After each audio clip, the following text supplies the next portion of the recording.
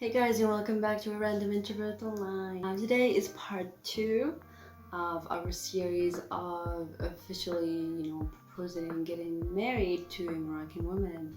And so today's topic is going to be about the engagement, the process, and everything you need to take and you have to do. We all know that the ceremonies among different cultures and countries can be really different and crazy at times even. And so for a country like Morocco that has I would say thousands of years of tradition, you're out to find some big differences, especially if you come from a Western country. But before we start, I also want to remind you that I'm a matchmaker now, and if you're interested in finding your future spouse in Morocco, you should send me a message on my social media and on my email. Let's get to it. The day of the engagement is the day the promise of marriage is given to the woman, and it's also an assertion of the honesty of those intentions. Anyone would say that they want to marry you, but in order for them to actually show their sincerity, they have to come and propose to you.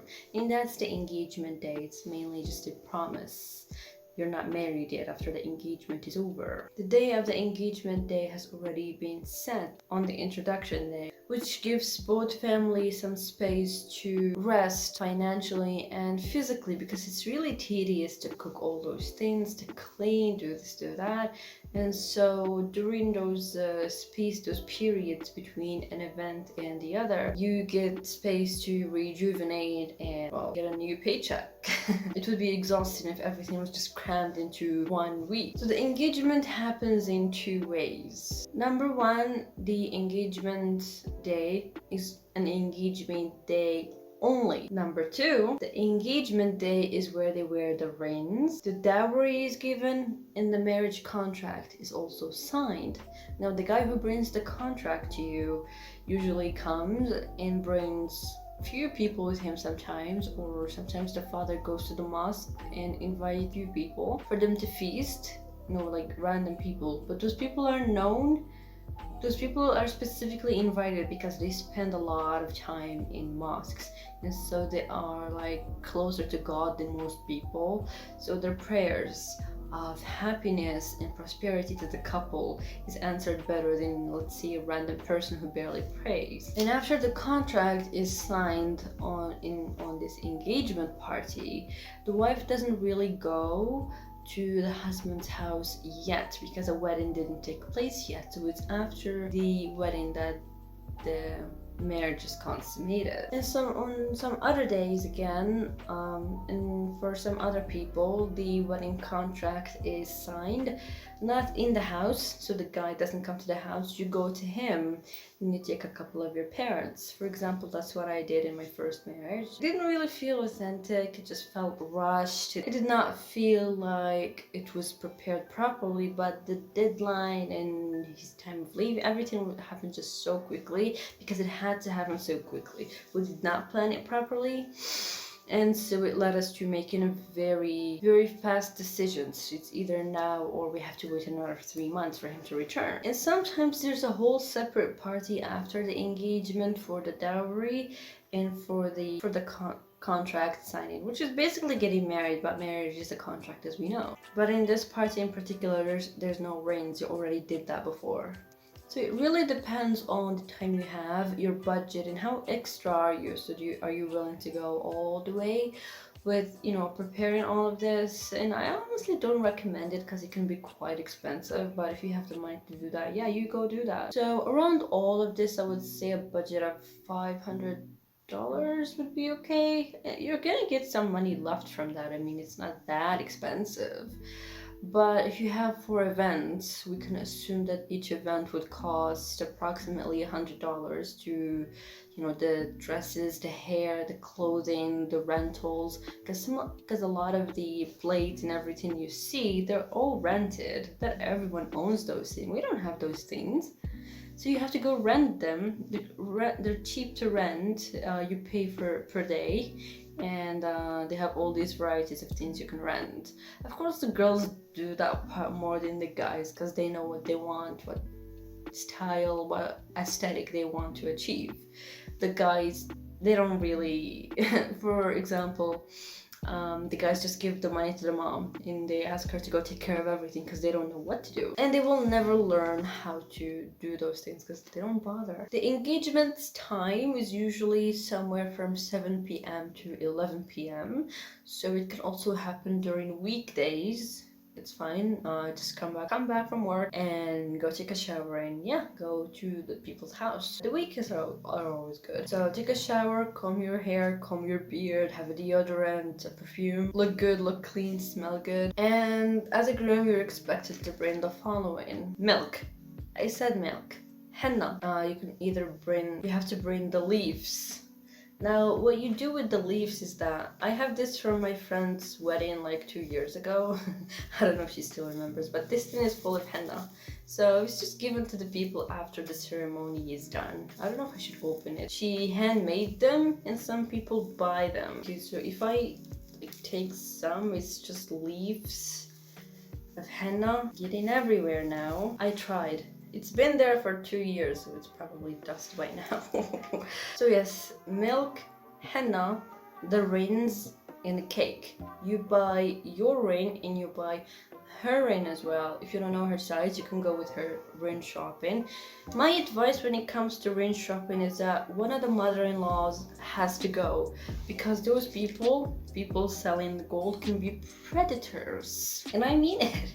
And so someone who's old and has bought gold all their lives knows how to negotiate, how to bargain with the vendor, because he's just gonna give you the first price that comes to mind. So you have to bargain with them not to get scammed. Now a ring normally costs somewhere between $200 and $150. $150 ring is a really good ring, you know, it's not a bad one. If you want to start with a golden ring from day one, it's going to have to be a 2-piece ring. I'll try to show you a photo. So it can't just be one because it's an engagement ring. So you have to have the first part and then the second part. If you want to just buy a wedding ring, then it's going to only be one ring. It's 1 piece. So for example, this was my wedding ring. It doesn't fit me anymore because I used to be really skinny back then. But yes, it's golden ring and I got it for $150. It's beautiful and it's a beautiful price. It won't come off. So we skipped straight to the wedding ring, not the engagement ring first. But in the beginning I was wearing a silver ring. That was a 2-piece silver ring. And for him, he was wearing a silver ring as well, which is only 1 piece. You know, that one is global between every culture. Like just wear the same simple ring for men. Men in Morocco or any other Islamic country, they don't wear gold. It's forbidden for them to wear gold. So you can also bring gifts. Well, I think you have to bring gifts, and the gifts can be anything. Anything in Morocco is a gift, honestly. The gifts can be clothes, shoes, handbags, makeup, toiletry, bathrobes, underwear, lingerie, and a suitcase. And my mom said to me that a suitcase is a must because the wife is leaving with you and she's gonna need a suitcase, so it's a good thing to give to her. It's very practical as well, and all these gifts are going to the wife, you know, so it's not like the family's gonna split them or anything. So anything you're buying for your wife. It's a good thing because most men tend to get stingy after marriage. They're all calculative and whatever, and so it's better for them to like give all these things in advance to the woman, so when she does move in with them, she has something to wear. And yeah, and also she has something to show, like, oh look, my husband got me this. And if you're stingy and you didn't do that, well, she can't really say that, okay? So yes, chocolate, flowers, a lot of things can be gifts. Some people also gift the family, but I really don't recommend that because, like I said last time, it really sets the bar really high for you. And if you're not a rich person, then, well, why would you do that? Just keep a good ties with them, be respectful, and you're fine. It's not mandatory. So when you knock on the door, the family will be expecting you. They will open the door, greet you, everyone's gonna be happy, smiling at you.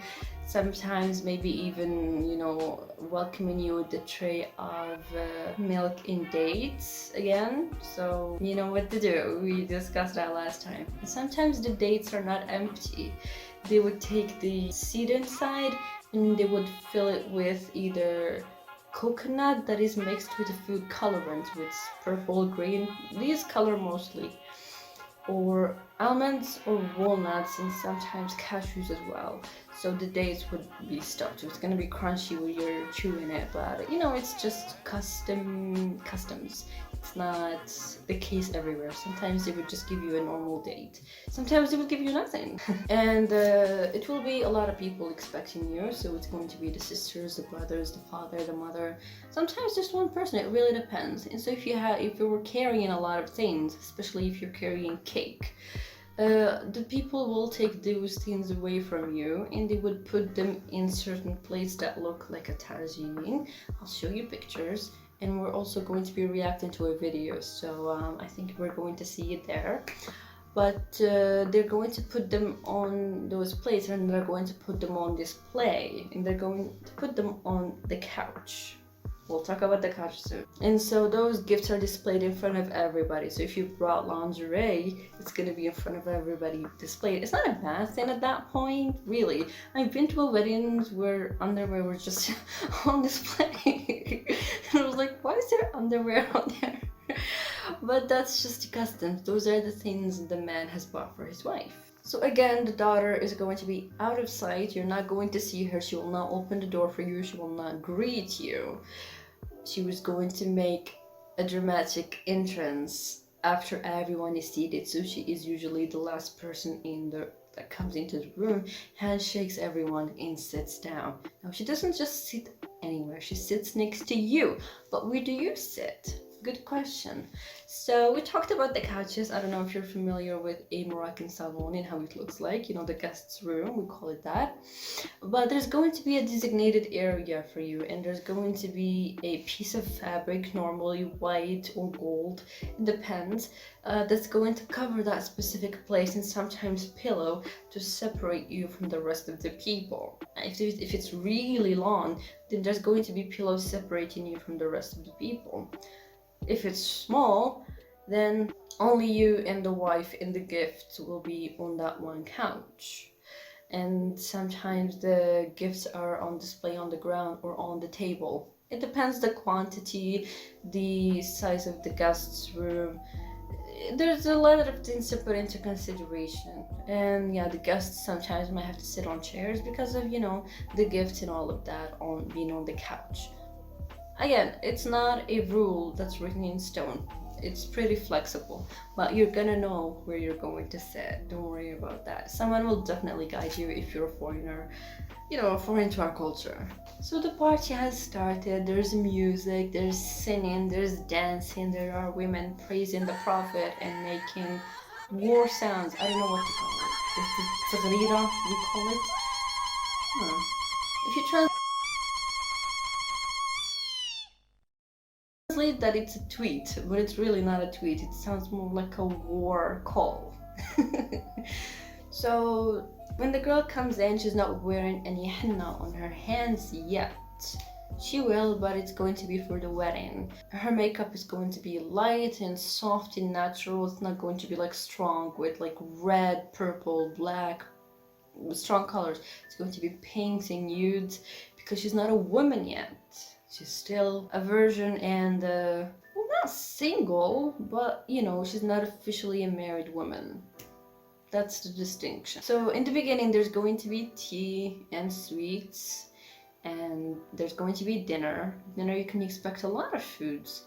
You can expect meat with plumes or fried chicken. That's really good.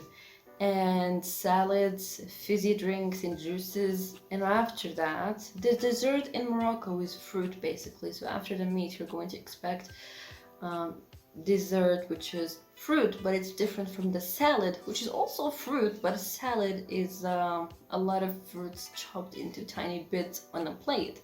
But the dessert is just a big fruit still intact. Sometimes they're cut in very pretty shape. After the dinner, after everybody has ate, and people, you know, get up, wash their faces, and they're getting ready for the ceremony to begin.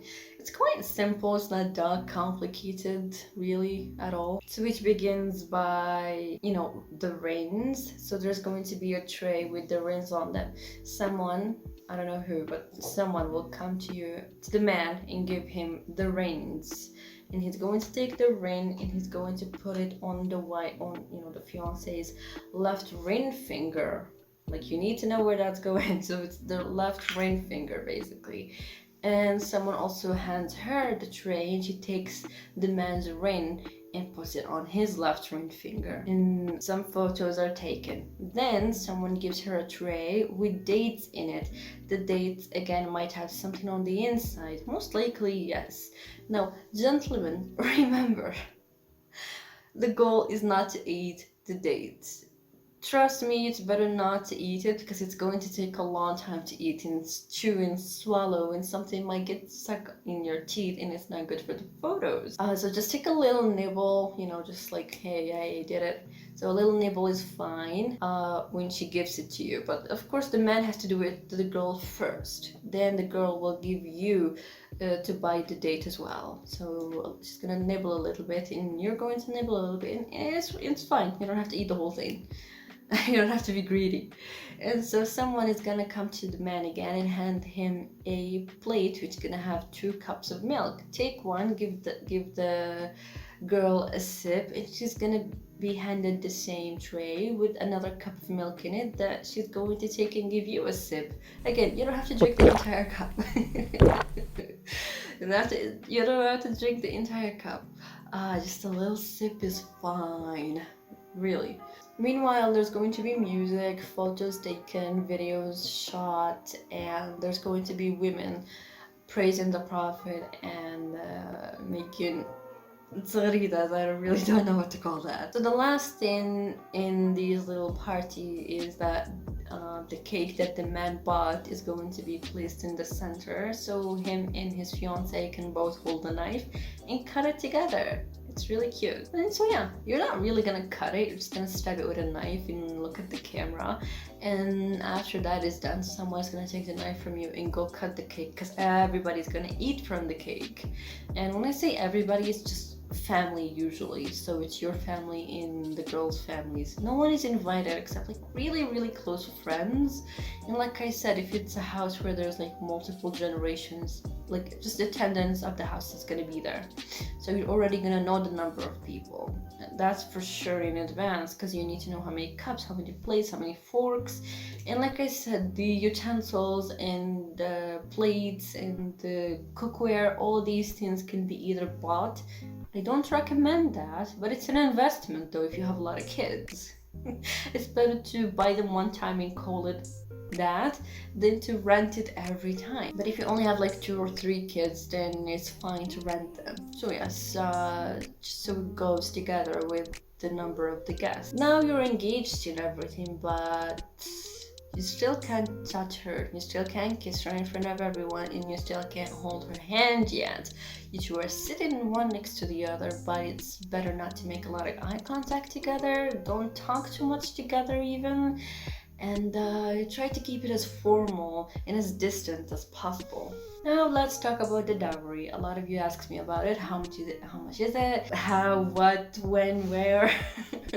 It's an important question because it's a big sum of money that you have to give to the girl. Now, the girl is the only person responsible for specifying how much it's going to be. Among, the general public, the majority girls, usually $500 is fine. That's the starting price mostly. Some girls go $100, some $200, some $250. It's really not. It doesn't have to be. It's not a number that is set. It depends on the girl herself. But among rich families, and I'm talking rich, people can ask for dowries that are 50K and more, like houses, cars, all those things. The man can't say no. Islamically, you don't know that. There's this one trick that my mom said to me though. She said, on the day you're supposed to take your dowry, don't take the whole thing. Like, for example, he gave you $500, only take like $10 or $100, because there's a guy I don't know his name, but like he's called Adul. He writes down the contract and everything, the contract that you have to sign, and that's his job, like getting people married. And so she said only take a little amount of the entirety of it. So one day if the man decides that he wants to divorce you, of course he can kick you out without anything if everything is under his name and you have no evidence that you contributed to everything that he owns. And it's better to not take the entire dowry, and so you can file charges if he refuses to give you the rest of it on the, you know, when he divorces you. So if he willingly does it, it's good, but if he doesn't, you can file suit for that. And I think that's a good thing. I learned a lot of things from my mom with these things, really. I'm always asking her. But the dowry has nothing to do with the engagement. Dowry is given on the day of signing of the contract. So it depends what type of party you're having. Is it number 1? Is it number 2? Is it number 3? And so you can't really give the dowry unless the guy is there present to write how much it was given. Because the woman can get up and say, I didn't get anything.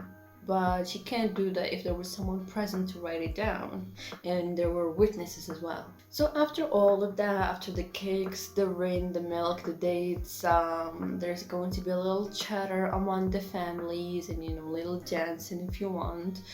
If there's like a lot of young people, they can do that, you know, start dancing and all of that. And when the clock strikes 11 or 12, someone is going to slap their knees and say, well, it's time to leave.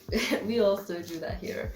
And yeah, the party is over, the people leave, they're happy, and you know, everyone goes their separate ways. And later afterwards in that week, the you know, the families talk on the phone and decide when the day of the wedding is going to be. So it's important also to note here that even though the marriage is not yet consummated, you're not even married yet, but you're only engaged. However, you are officially financially responsible for the girl from there on, because you knocked on her house and you wanted her, which means you also wanted her with the financial liabilities.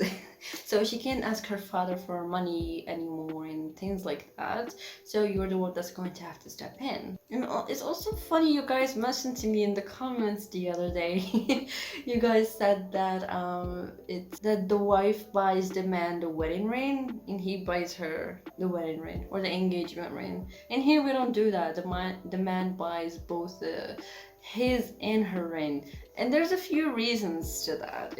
I hope it makes sense. Well, first off, the man's ring is like $10. It's a $10 silver ring at best, if not cheaper, because, you know, silver is cheap and men are not supposed to be wearing gold anyway. That's reason number 1. Reason number 2, they get fat. They start wearing it after a certain age. So in Morocco, if you're walking outside or something, you're gonna see that men like in their 50s are not wearing their wedding ring anymore. Everyone just assumes you're married at that age anyway. And men don't get expensive things because, well, somewhat they're reckless, and also they don't hold on to their rings like the women do. Because in cases of crises, the women actually sell their golds, be it even her wedding ring, to, you know, help solve whatever financial issues there is. So I also got another question, which is, what does the family spend, or how much the family spends, and what are they spending on exactly? The money is spending money on the preparations, like for the introduction day, the engagement day, and they pay for almost, not always, but almost half of the price of the wedding. So mostly it's the bride's family who pays for most of the wedding, and not the man's side of the family. That's one thing. And also they give her a lot of gifts for after she leaves to her new house. So sometimes you can buy her, like, I don't know, a dishwasher, a clothes washer, something like that. For example, my mom gave me some earrings. They're golden earrings. I don't know, they're like pretty ancient, but the thing is that these things are passed down from generation to generation. It's a gift, and it's also a carrier of value. So let's say I'm going abroad or something like that, then I can carry it with me easily. It's expensive and it's small. So right now we're going to go and react to some videos so you guys can have like the visual of how it actually goes. We will begin our reaction to our video right this moment, where you guys will see how everything looks like. I'm just going to be doing the commentating. Let's begin. So the bride comes in, she handshakes everybody. Very nice, and like I said, she is the last person to enter. There's cameras being taken, there's guests sitting, and these are the sounds that the are making.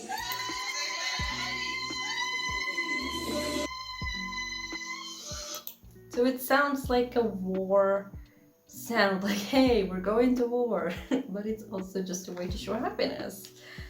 You know the little chocolates? The yellow ones right here? They're pretty expensive in Morocco, and so they're considered a delicacy, a luxury, and it's really good to consider them as a gift when you're buying chocolates. And like you guys saw, the wife, and not the wife, but like they have a designated place with the pillows here at the side that are separating them from the rest of the people. But since they are taking photos, you know, you can move the pillows and just sit with them and take the pictures. And like you guys see, they're not holding hands, they're not making much eye contact. So I think these are the father-in-laws just talking and being men. I'm so happy for them. So I'm thinking this is the sister-in-law or his sister talking to him. Okay, we're gonna skip some parts because, okay, there's juices, there's water, there's cups, chocolates, nuts, and all these things like that. So this is the dancing, they're being playful. Oh, ooh, she's dancing with him, very nice. It's cute. But she's like really shy about it and everything because, well, she's not his wife yet. Some more dancing. Okay, this is the dessert. In Morocco, dessert is fruit, but in this case, you have a cake on it. Some macaroons, some chocolate. I keep forgetting the name. This is the cake the man brought, the fiance brought, so they can cut it later on. So he's giving her the dates to eat. Very nice. She's giving him the dates to eat.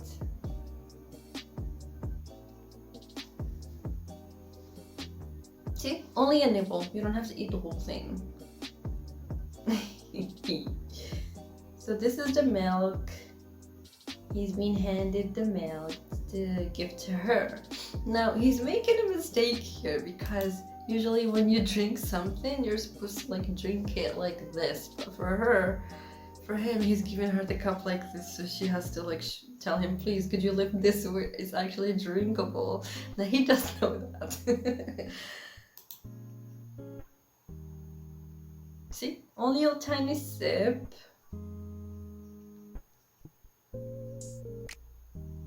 Okay, for her, also the same thing. She didn't lift the glass. Not very considerate. And there's always a person that helps you with these things. So now he's going to take the ring and put it on her finger. I don't know if it's a double ring yet. Yeah, that's pretty yellow. That's a double ring. Very beautiful and simple. Oh, gorgeous. Cute. Okay, now for him it's a silver ring, so it's not that costly.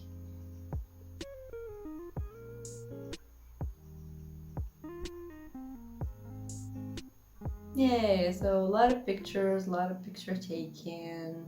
Now they're cutting the cake together. No, they're not gonna cut the entire cake. It's only for the photos.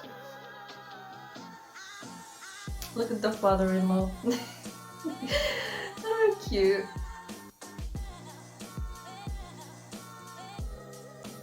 Yeah, he's also doing the same thing for him.